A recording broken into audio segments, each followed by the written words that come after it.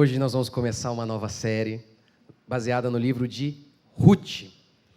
A história de Ruth, o nome da pregação de hoje é Uma História de Esperança. A história de Ruth é aquela história que parece que tinha tudo para dar errado, mas de alguma maneira Deus opera um milagre e nós estamos aqui hoje para contar a história dessas mulheres comuns que viram algo extraordinário. E vocês que estão aí me acompanhando, né? Se inscreve aí no canal, curte, comenta. Vocês aqui não curtem, né? Não comentam lá, não vejo vocês comentando lá. Deus está vendo isso aí. Gente, é assim que o YouTube impulsiona, sabia? Os vídeos. É assim que ele impulsiona. Quanto mais comentário, o YouTube, o algoritmo entende. Esse pessoal está gostando do vídeo. Então, comenta lá qualquer coisa. Chega, entra lá, fala, esse pastor é uma bênção. Ai, maravilha. Gente, vamos ler então? E vocês que me acompanham aí também na internet, vou pedir para vocês, leiam durante a semana, leiam com seus filhos, o livro de Ruth. Eu estou lendo aqui na versão Almeida, século 21, uma outra versão que a gente gosta muito de usar aqui é a revista atualizada. Então, essas duas aí que a gente usa aqui. Então, vamos lá, vamos ler o capítulo inteiro, capítulo 1 inteiro. Na época, capítulo 1, verso 1. Na época em que os juízes governavam, houve fome na terra. Por isso, um homem de Belém de Judá foi morar por um tempo na terra de Moabe, com sua mulher e os 2 filhos. O nome do filho era Elimeleque. O nome do homem, era Elimeleque. O de sua mulher, Noemi. E Malom e Quilion, os nomes de seus 2 filhos. Eles eram efrateus de Belém de Judá. Ao chegar à terra de Moabe, permaneceram ali. Então, Elimeleque, marido de Noemi, morreu, e ela ficou sozinha com os 2 filhos. E... Marcos, você está com... Se você puder aí desligar tudo aí, deixar só o... Gente, quando vocês forem ler na sua casa, ler esse livro aqui, para os seus filhos... Pode deixar, Marcos, que eu mexo aqui. Quando vocês forem ler para os seus filhos, leiam empolgados, tá? Lá em casa, eu não vou fazer aqui, tá, com vocês, mas quando eu leio lá para os meus filhos, para minhas filhas, até a voz das mulheres eu faço. Entendeu? Lê o negócio, gente. Enche essa boca aí, sabe? E põe gosto aí na sua história. Conta assim, as histórias devem ser contadas assim. Contem dessa maneira a história. E é fascinante que... Olha isso aqui, ó. Espera aí. Olha isso aqui.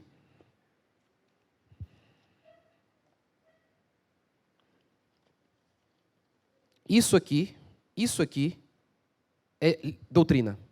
Livros doutrinários, Efésios, Filipenses e por aí vai. Isso aqui, história. Tirando Levítico ali, Deuteronômio, né? Basicamente, isso aqui, história. Deus é um contador de história. É um contador de história. As histórias são importantíssimas para o imaginário de adultos e principalmente de crianças. Contem as histórias, tem tantas histórias bíblicas. E há também muitas histórias boas aí, contos de fadas, que muitos acham que é influenciado pelo capeta. Tem um pastor que fala que grande parte dos contos de fadas tem uma influência cristã. Então, contem. E contem com aquela boca gostosa. Contem mesmo. Mergulhem na história. Façam seus filhos se apaixonarem por essas histórias que são apaixonantes. Se você não é apaixonado por elas, o problema está em você. Essas histórias são espetaculares, principalmente essa aqui de Ruth. Quer dizer, principalmente não. Sempre a que eu estou lendo eu acho a melhor de todas. Então vamos lá. Vamos continuar aqui. Eu parei onde mesmo aí, gente? Verso 3. Vamos lá, 3. Então, Elimeleque, marido de Noemi, morreu e ela ficou sozinha com os 2 filhos. Eles se casaram com mulheres moabitas. Eles moravam em Belém e foram para um país vizinho, uma outra nação, Moabe. Verso 4, eles se casaram com mulheres moabitas, uma delas chamada Orfa e outra Ruth, e viveram ali por quase 10 anos. Malom e Quilion também morreram, de modo que Noemi ficou sozinha, sem os 2 filhos e sem o marido. Quando Noemi ouviu falar que o Senhor havia visitado o seu povo, na versão revista atualizada diz assim, quando ela ouviu falar que Deus havia se lembrado de seu povo, como dizendo que Deus havia se esquecido de Israel. Dando-lhe alimento, decidiu deixar a terra de Moabe e voltar com as noras para a sua terra. Então, ela partiu do lugar em que havia morado com as suas 2 noras com as suas 2 noras. Enquanto voltavam para a terra de Judá, Noemi disse às suas 2 noras: Ide e voltai cada uma para a casa de sua mãe, e o Senhor seja bondoso convosco, assim como fostes bondosas com os que faleceram e também comigo. Queira o Senhor que cada uma de vós encontre segurança na casa de outro marido. Mas quando as beijou, elas começaram a chorar em alta voz, mostrando que ela era uma boa sogra, né? Uma ótima sogra. E lhe disseram: sem dúvida voltaremos contigo para o teu povo. Mas Noemi respondeu: voltai, minhas filhas, por que virieis comigo? Poderia eu ainda ter filhos para lhes dar como maridos? Voltai, minhas filhas, e depois já estou velha demais para me casar. Ainda que eu dissesse que há esperança, e me casasse esta noite e depois tivesse filhos, por acaso esperaríeis até que eles crescessem? Esperaríeis por eles sem se casar? Não, minhas filhas, a minha amargura é maior do que a vossa, pois a mão do Senhor se voltou contra mim. Então elas começaram novamente a chorar em alta voz. Em seguida a órfã despediu-se de sua sogra com um beijo, mas Rute permaneceu com ela. Noemi lhe disse: a tua concunhada está voltando para o seu povo e para os seus deuses. Volta também com ela. Mas Rute respondeu: não insistas comigo para que te abandone e deixe de seguir-te, pois aonde quer que fores, irei também. E onde quer que ficares, ali ficarei. O teu povo será o meu povo, e o teu Deus será o meu Deus. Onde quer que morreres, ali também morrerei e serei sepultada. Que o Senhor me castigue se outra coisa que senão a morte me separe de ti. Quando Noemi viu que Rute estava inteiramente decidida a ir com ela, não se opôs mais. Assim as 2 prosseguiram e chegaram a Belém. Quando entraram na cidade, houve ali certo alvoroço por causa delas. E as mulheres perguntavam: será que esta é Noemi? Mas ela lhes respondeu: não me chameis Noemi, mas sim Mara. Mara significa amarga. Pois o Todo-Poderoso tornou a minha vida muito amarga. Na fartura parti, mas o Senhor me trouxe de volta de mãos vazias. Por que me chamais Noemi? Visto que o Senhor se colocou contra mim. É a 2ª vez que ela fala isso, que Deus se colocou contra ela. E o Todo-Poderoso me afligiu. E foi assim que Noemi voltou de Moabe com sua nora, a Moabita. Elas chegaram a Belém no início da colheita da cevada. E aí, a história vai se desenrolando, eu vou ler para vocês ao longo das pregações, mas o que acontece é que, diz o texto, a partir do capítulo 2, que Rute entrou em uma vinha. Naquela época, os donos dessas vinhas, desses campos, eles deixavam para os pobres colherem aquilo que ficava no chão. Diz o texto que Rute, ela entrou por acaso, justamente no campo de Boaz. Boaz era um resgatador, alguém que poderia resgatar Noemi. Ele era um parente próximo dela. Por casualidade, diz a versão revista atualizada. Ela entra ali, Rute se casa com Boaz, que era muito rico, tem um filho, que é simplesmente o avô de Davi. E a última palavra do livro de Rute é exatamente o nome Davi. Eu vou explicar todo esse simbolismo aí ao longo das pregações. É óbvio que eu amo o livro de Rute, porque é fácil se identificar com Rute. A narrativa do livro de Rute foca em 2 mulheres, desamparadas e frágeis. Eu amo o livro de Rute porque qualquer um pode ser Rute. Quem é Rute? Por que ela está aqui? Qual a sua grande habilidade? Você não vai ver neste livro o mar se abrindo, maná caindo do céu, gigantes sendo tombados. Não há homem que ora e o sol para. Não há nada disso. O grande talento, a grande habilidade, a grande façanha de Rute é amar a sua sogra. Amor, lealdade e fé. Essa é Rute. Nem todos podem ser Davi. Nem todos podem ser Davi. Um rei poderoso, bem-sucedido aos olhos dos homens, famoso, a ponto de as pessoas fazerem musiquinhas para Davi. É impressionante como que, domingo após domingo, algum pastor se levanta no culto e diz para todos, conta a história de Davi, e logo em seguida garante um trono a todos aqueles que forem fiéis. Se você for fiel, se você tiver a mesma fé de Davi, você vai ser um homem rico, bem-sucedido, que vai chegar ao trono. e vai ter uma posição de destaque. Domingo após domingo, eles mentem e mentem e mentem sistematicamente. Nem todos vão ser Davi. Nem todos. Mas todos podem ser Ruth. Deus quer contar a história do herói que, diante de uma plateia, derruba o gigante. Mas Deus também quer contar a história de Ruth, que no caminho escondido, sem plateia, amou a sua sogra até o final. Deus se interessa por todas as histórias. Pela história da mãe, que ama o seu filho sem plateia, que faz declaração sem plateia, que dá o seu melhor sem plateia. Deus ama a história do pastor fiel, que abriu mão de tudo, pregou o evangelho, que muitas vidas foram salvas através dele. Deus ama essa história. Mas Deus também ama a sua história. Trabalhador, sem plateia, que se levanta todo dia para buscar o pão para sua casa, que faz o seu melhor, que faz do seu trabalho o seu culto, que faz do seu trabalho a sua vocação, que serve a Deus ali, que sustenta a sua casa. Nesse sentido, aos olhos de Deus, eu e você somos iguais. Aos olhos dos homens talvez não. Talvez os homens me conheçam e não conheçam você. Mas diante de Deus, o que importa mesmo é como nós temos vivido a nossa vida. Seja no caminho, na encruzilhada, como Ruth, sem ninguém ver, ou Davi, que está diante da plateia. Deus ama a todas as histórias. E no final das contas, o que importa mesmo é como temos vivido, de acordo com os recursos e talentos que Deus tem nos dado. É um verdadeiro milagre que Davi, com uma pedra, vença um gigante diante de uma plateia. Mas é um verdadeiro milagre também que numa estrada solitária, Ruth abrace sua sogra que não tinha nada para oferecer. E diga, estamos juntos, vamos até o final. Você deve se lembrar que a fé para mover montanhas, a fé vai passar. Fé, esperança e amor, diz Paulo. Mas destes três, o maior é o amor, porque o amor não vai passar. A fé e a esperança vão passar. Porque a fé é a certeza das coisas que não se veem.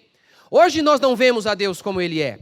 Mas Paulo diz que um dia nós o veremos como Ele é. Aí não será mais necessário fé. Até a fé que salva, que move montanhas, deixará de existir. Não teremos mais esperança, porque a esperança será satisfeita. O amor apenas é para sempre. Você pode ter fé para mover montanhas, você pode ter todos os conhecimentos, você pode ter fé para profetizar e para curar pessoas, diz Paulo. Mas se você não tiver amor, tudo isso será inútil e você será um fracasso, ainda que seja um sucesso aos olhos do mundo. A história de Ruth é a história do amor. Quem é Ruth? Quem é Noemi? Primeiro, uma mulher com um passado pecaminoso, e aqui me refiro especificamente, mais ainda em relação a Ruth. Ruth era uma moabita. Você sabe, você se lembra da origem do povo de Moabe? Deus destruiu Sodoma e Gomorra, Ló fugiu com sua família. As filhas de Ló, num desespero, pensaram, não teremos mais descendência. Todos os homens foram mortos. Só há um jeito. Dormir com o papai. Então, elas embriagam seu pai, mantêm relação com seu pai, engravidam do próprio pai. É uma coisa. E dentre os filhos estava Moabe. É uma coisa tão porca que eu sempre tento fazer paralelo para que você consiga entender. Não dá. Não dá. Não dá para conceber um negócio desse.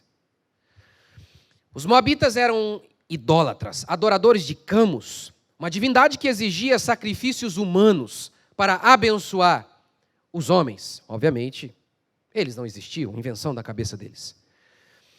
Eles eram tão malignos que eles foram proibidos até a 10ª geração de entrar no templo. Isso está descrito em Deuteronômio capítulo 23. Em Números capítulo 25, o texto bíblico declara que as mulheres moabitas seduziam os homens de Israel e os seduziam para se prostituírem com elas e também para adorar os seus deuses. Em Juízes capítulo 3, o texto bíblico declara que Moabe foi inimigo de Israel. Durante 18 anos, Moabe escravizou. Os moabitas escravizaram os israelitas. A ponto de, em Juízes 3:38, o autor sagrado dizer exatamente assim, que os moabitas eram inimigos do povo de Deus. Depois, dando um salto lá na frente, lá em Neemias está reconstruindo Israel. Neemias então se aproxima do povo e vê algo que o deixa indignado. Ele fica tão indignado com aquilo que o povo de Israel estava fazendo, que o texto bíblico diz que ele começa a espancar os homens. O que foi de tão ruim, de tão maligno que eles fizeram, a ponto de Neemias amaldiçoar e começar a socar os homens. Eles se casaram com moabitas. Tamanha era a divergência, a separação entre o povo de Deus e os moabitas. E agora, essa moabita está aqui, mais do que isso. Ela está na linhagem de Jesus Cristo, lá em Mateus, capítulo 1, verso 5. Por quê? Isso é para a gente se lembrar, em primeiro lugar, que qualquer um pode fazer parte da família de Jesus Cristo.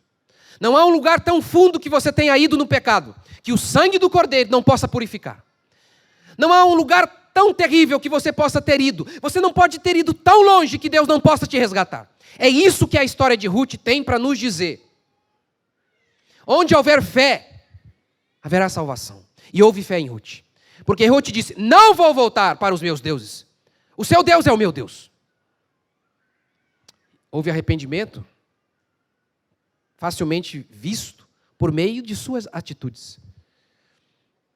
Segundo, a história de Ruth está aqui para nos lembrar que nós estamos aqui pela graça. Dos 12 apóstolos, vocês se lembram quantos negaram a Jesus Cristo? Vocês podem me ajudar? Quantos dos 12 correram, colocaram o rabinho entre as pernas e fugiram? Quantos dos 12, vocês se lembram? Todos eles. Todos eles. Davi, o homem segundo o coração de Deus, mentiu, matou e adulterou. Moisés se casou com uma mulher gentia. Você imagina, gente, eu vou fazer o paralelo aqui. Você imagina, minha esposa falece, aí no outro dia aparece aqui com uma bombada aqui. Ímpia. Você imagina isso? Fala a verdade, gente. O que vocês iam falar? Hã? Uma siliconada ali. Sabia que esse pastor não é de Deus. Gente, Moisés, gente. Casou com uma mulher cuxita. Olha que negócio. Isso não é de forma alguma um estímulo para que pequemos, mas para que a gente se lembre de que o povo de Deus é o povo de Deus por causa de Deus e não por causa do povo. Nós somos o que somos por conta daquilo que Cristo fez e vai fazer em nós. Não é porque Deus olhou para mim, para você e viu, ali tem um cara especial. Nesse eu confio. De forma alguma. Deus escolhe o povo de Israel e diz assim para eles depois, lembrem-se que vocês foram escolhidos apesar de vocês. Vocês eram um povo de dura cerviz, vocês eram malignos e depravados. Eu vos escolhi por causa de mim, não de vocês. Da minha bondade, da minha graça, do meu amor. A escolha por vocês está baseada em mim, não em vocês. Somos o que somos pela graça de Deus. Segundo, é a história da mulher que deu tudo errado. E aqui a gente fala principalmente de Noemi. Tudo errado. A mulher decide, a família decide se mudar por conta da fome. É aquele negócio de você sair de um buraco e cair no outro. Chega em Moabe, a história se torna ainda pior. Morre todo mundo. Marido, os 2 filhos. Tudo dando errado. E se você dá uma reparada na história dos homens de Deus, os homens de Deus tiveram períodos assim em que eles foram esmigalhados. Em que tudo que eles faziam dava errado. Você pega Davi. Davi tem que fugir. Porque Saul quer matá-lo. Davi tem que deixar sua esposa, sua família, seu país, o templo. Chega a morar na caverna de Adulão. Diz o texto bíblico que se ajuntaram a ele homens angustiados, com o espírito amargurado. Esse era o tipo de gente que se ajuntou a Davi. Davi ficou o tempo inteiro fugindo. O tempo inteiro. Você imagina o que é isso? O homem mais poderoso de seu país te persegue sistematicamente. Sem um dia em que Davi podia deitar e dizer: hoje eu estou tranquilo. O desespero dele foi tamanho que um dia Davi chegou a morar entre os filisteus, seus próprios inimigos. Golias era filisteu, lembra? Um dia alguém olha e fala: ei, esse não é Davi, o nosso inimigo, ele está entre nós. Davi então começa a se fingir de louco, começa a babar e a arranhar as portas. Que nível de degradação humana! Que circunstância tão terrível que a gente pode chegar a ponto de ver que a única solução é se fingir de louco. Moisés está confiante. Hebreus declara que ele era poderoso em palavras. Ele vai lá e ele lidera, ele aprendeu nas melhores escolas egípcias. Ele tem espírito de liderança. Moisés vê uma injustiça contra um judeu e ele arremete contra um egípcio e mata o egípcio. No outro dia, pensando que ele teria o favor de seu povo fica revoltado com ele. Você vai me matar como matou o egípcio? E Moisés acabou seu ministério ali mesmo, pensava ele. Foi para o deserto, ficou 40 anos, sendo esmigalhado por Deus. Lembre-se disso, Hebreus dizia que ele era poderoso em palavras. Deus se manifesta a Moisés e diz: você, Moisés, vai libertar o povo. Hebreus diz, ele era poderoso em palavras, lembra? Moisés então foi tão esmigalhado, a sua autoestima, que você ouve o tempo inteiro que tem que estar lá no céu. Deus fica durante 40 anos destruindo, aniquilando a autoestima dele. A ponto de o homem que se declara dele em Hebreus, que era poderoso em palavras, dizer assim: não posso, envia outro, não sei falar. Não sei falar. Tudo dando errado. Deus o esmigalhando durante anos e anos. Noemi também foi assim. E Noemi já estava velha, ela já tinha até perdido as esperanças. Em Rute 1:12, ela fala assim para as suas noras: ainda que eu dissesse tenho esperança, não vai dar porque já estou velha. Ainda que eu dissesse tenho esperança, ainda que eu dissesse, porque eu não estou dizendo. Eu não estou dizendo que eu tenho. Ela diz em Rute 1:21, o Senhor se colocou contra mim. 2 vezes ela fala isso. E aí, gente, o texto não é explícito. Nós não sabemos se realmente ela sofria aquilo por conta de um pecado direto. Pode ser. Pode, porque na história de Davi a gente vê isso. O filho dele morre porque ele pecou. Sim, Deus leva pessoas porque nós pecamos. Aconteceu com Davi? Não sabemos aqui. Mas, de qualquer maneira, a história do cego se aplica aqui. Como assim? Lembra do cego que ficaram perguntando? Ele nasceu cego por culpa de quem? Dele ou dos pais? E Jesus simplesmente responde dizendo: para que se manifestem nele a glória, a obra de Deus e o nome de Deus seja exaltado. De qualquer maneira, é isso que acontece com Noemi. Sendo por conta de um pecado direto ou não, é isso que acontece. Todo aquele sofrimento foi revertido para a glória de Deus. Glória de Deus. Para mostrar que Deus pode reverter qualquer circunstância, mesmo aquela que você mesmo diz, não tem mais jeito. Não tem mais jeito. Terceiro, mulheres que sofreram horrores. Mulheres que sofreram horrores. A graça não significa ausência de sofrimento, de forma alguma. Nós vemos a bondade, a misericórdia, o cuidado de Deus aqui nessa história, mas isso não significa que não houve sofrimento. Primeiro ela enfrenta a fome, depois a imigração, ter que sair de seu país. Depois a morte de seu marido. Depois, como que parece que desgraça pouco é bobagem, seus filhos morrem. E realmente, é a pior coisa que pode acontecer a um ser humano. Me lembro de, acho que há uns 10 anos, ler uma entrevista, uma matéria sobre uma pesquisa. O que mais causava sofrimento aos homens? Em primeiro lugar, perda de um filho. Segundo, divórcio.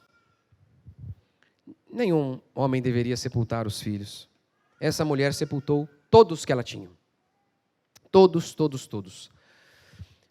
O cristianismo, de forma alguma, anuncia ausência de sofrimento àqueles que são de Deus.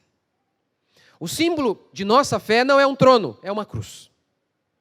O nosso capitão venceu na cruz, em meio à dor e ao sofrimento. Para que a gente se lembre, a vida cristã ela tem os seus percalços também. Deus faz cair sua chuva sobre maus e bons. As coisas boas acontecem com maus e bons. As coisas ruins também. As coisas ruins também. Quarto, uma mulher que foi cuidada por Deus, protegida por Deus. Noemi perdeu tudo. Mas diz Ruth, capítulo 4, verso 15, que depois que Deus restaurou a história de Noemi, deu a ela um neto, as mulheres cantavam assim, ó, assim. Ruth, Noemi, te é melhor do que 7 filhos. Uma mulher dessa vale mais do que 7 filhos. Quem tem filhos sabe que isso é um exagero. Nenhum filho pode ser substituído. Qualquer pai sabe disso. Mas ainda assim a história é verdade. Aquela mulher era espetacular. Quem tem Ruth do lado, mesmo pobre e miserável, nunca pode dizer, eu sou maldito. Você pode ter perdido um filho. Você pode ter perdido a visão, as pernas.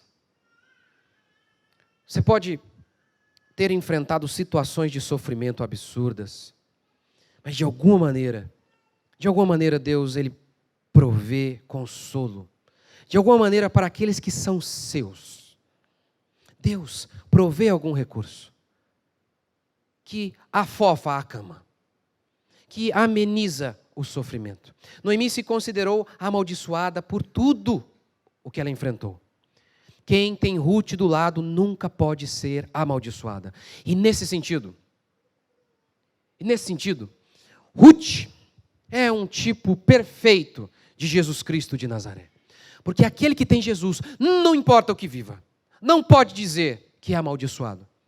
Porque Jesus é muito maior do que aquilo que você não tem na vida. E isso não é frase de efeito. Isso não é, um arrepio. É real, é verdadeiro. Que o crente que é cheio de Deus, ele se sente satisfeito. Ele é completo pelo milagre da vida de Deus que reside em nós. Isso é real. Isso é real. O texto em Ruth 2:3 declara que por casualidade, aqui na versão Almeida, século 21, por coincidência, ela entrou justamente no campo de Boaz. Por quê? Pense nisso. Talvez ela foi morar numa casa próxima ao campo de Boaz. Tá, por quê? Ou ela estava andando, decidiu virar à direita. Por que virou à direita? Por quê? Deus, aquele que teme ao Senhor, o Senhor o instruirá no caminho que deve escolher. Casualidade, não era. Sabe como eu disse para você? A história de Ruth não tem milagre aqui assim, aparentemente acontecendo. Não tem mar se abrindo, gigante caindo, não é? Não tem ninguém andando sobre as águas. Mas está vendo aqui? Nessa história comum, o milagre de Deus, a provisão de Deus na história comum. Porque assim, eu gostaria, gente, de estar andando um dia na rua, cair uma maleta de 200 mil reais na minha cabeça e eu chegar em casa desmaiado, carregado com 200 mil. Nunca aconteceu. É o que muita gente pensa. Aí tem Deus, né? Aí Deus está na minha vida. Ruth, talvez só agora, descobriu que aquele dia ela entrou naquele lugar. Lá na glória. Ruth, sabe aquele dia que você virou à direita? Fui eu. Sabe, Ruth, aquele dia que você entrou, pisou lá no campo de Boaz? Fui eu. Porque aqui não tem, aparentemente, milagre acontecendo. É o que você pensa muitas vezes. Cadê o milagre na minha vida? Cadê Deus? Por que um dia você ligou o rádio para escutar a nossa pregação? Por que um dia você clicou lá no YouTube? Lá? Foi o algoritmo, eu sei, né? O Satã trabalhando. Por que um dia alguém te convidou para ir para a igreja? Você pensando que era um dia comum. Um dia você estará diante de Deus e Ele vai falar, fui eu. Foi a minha mão. Não foi casualidade. É o cuidado de Deus sobre o seu povo. É a mão de Deus te conduzindo. Em todos os aspectos. Eu, quando lembro disso, fico pensando na minha esposa, né? O dia que eu a conheci, Eu não queria de jeito nenhum. Só pensava em estudar. Falei que o pessoal, olha a espiritualidade. O mundo em chamas. E o meu amigo querendo ir para o clube. Seu carnal. Aí ele falou, não quero nem saber, você vai. Eu dei uma surra em você. Fui, conheci minha esposa. Que benção. Não é Deus? Lembro da cena como se fosse agora. Meu amigo me arrancando lá do meu quartinho de estudo. É Deus conduzindo as nossas vidas. Quinto e último princípio. Uma mulher com um propósito eterno. Vamos lá para Ruth, capítulo 4, verso 17. E as vizinhas lhe deram um nome, dizendo, a Noemi nasceu um filho. E chamaram ao menino Obed. Este é o pai de Jessé, pai de Davi. Gerou o avô de Davi. Lembra que Jesus era chamado de o filho de Davi? Estas são as gerações de Pérez. Pérez gerou Esrom. Esrom gerou Rão. Rão gerou Aminadab. Aminadab gerou Nasson. Nasson gerou Salmão. Salmão gerou Boaz. Boaz gerou Obed. Obed gerou Jessé. Jessé gerou esperança. Acaba com esperança, com salvação, com propósito messiânico, com propósito eterno. É assim que o livro de Ruth se encerra. A história de um casamento. Isso é a história de Ruth. É a história de uma família, só isso. Que venceu a pobreza, que venceu o luto. Esse é o livro de Ruth. Agora, aquela história comum teve uma implicação na eternidade. E é o que Deus diz sobre todo o seu povo, todos nós. Tudo o que fazemos no escondidinho, naquela ruazinha, naquela quebrada que ninguém viu, como foi lá com Ruth e sua sogra. Tudo que nós fazemos aqui, de alguma maneira, respingará lá na eternidade. Aquilo que ninguém vê, que ninguém verá, Deus verá. Deus verá. Cada vitória, cada sorriso não será por acaso. Cada lágrima também não será em vão. Cada perda, cada sofrimento, de alguma maneira, que você pode não entender agora, vai reverberar na eternidade. É o que essa história comum tem a nos dizer. Que para Deus não existem histórias comuns. Cada um do povo de Deus é um feito extraordinário do Senhor, nos conduzindo, ainda que você não perceba, ainda que você hoje não entenda. Um dia você vai entender. Um dia. Já contei essa história, né? Vou contar de novo. O problema é seu, Zé. Vocês vão ter que ouvir. Minha mãe, no dia que está lá, saindo do hospital comigo, o médico falou, não vai, esse menino não tem nada não, mãe. Meu Deus, que encheção de saco. Leva a mãe embora, o menino. No ponto de ônibus, chega uma senhora do nada e fala, esse menino não está bem. E aí, não é coisa de gente louca isso? Minha mãe fala, verdade, a senhora falou ali, a tia do leite falou que ele não está bem. Olha que loucura. E minha mãe segue a mulher, gente. Leva o menino. E o médico fala, pelo amor de Deus, tem que internar esse moleque agora. Ainda bem que você o trouxe. Um dia, todos nós saberemos que no final não havia histórias comuns. Sempre houve um Deus cuidando do seu povo. Você crê? Vamos ficar de pé?